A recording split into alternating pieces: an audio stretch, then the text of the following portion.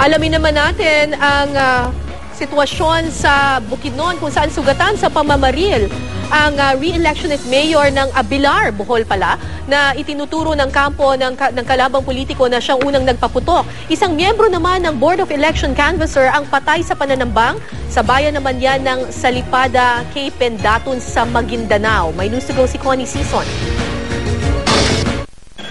Tumago sa pintuan ng bahay ni Kapitan Jose Buenaventura ng Libmanan, Camarines Sur ang isa sa mga bala ng pagbabarilin ng hindi pa nakikilalang mga lalaki noong Sabado. Ayon kay Buenaventura, 4 na putok ng baril ang kanyang narinig. Maswerte namang walang nasugatan sa kanyang mga kaanak. Naniniwala siyang may kinalaman sa politika ang insidente bagamat iniimbestigahan pa ito ng mga otoridad. May bigla na lang kami narinig na putok. Ngayon, bigla kami dumapa. Buti tinamaan yung mga anak ko kasi nasa sala sila. Sugatan sa pamamaril si re-electionist Mayor Norman Palacio ng Bilar, Bohol, maging ang kanyang driver sa pamamaril sa kanilang bayan kahapon, bisperas ng eleksyon.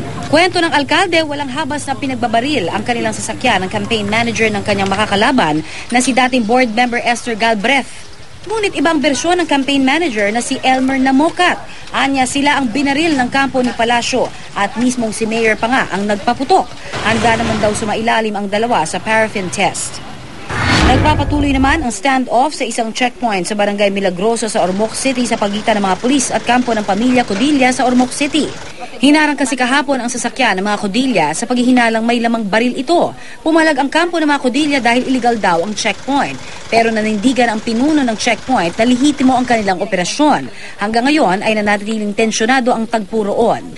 Patay naman ang District Supervisor ng DepEd sa bayan ng Salipada, Cape Pendatun sa Maguindanao na si Abbas Minsu.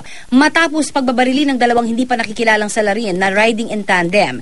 Miyembro rin ang biktima ng Board of Election Canvassers ng munisipyo. Nakasakay rin sa motorsiklo ang biktima kasama ang kanyang pamangkin na lubhang nasugatan sa insidente.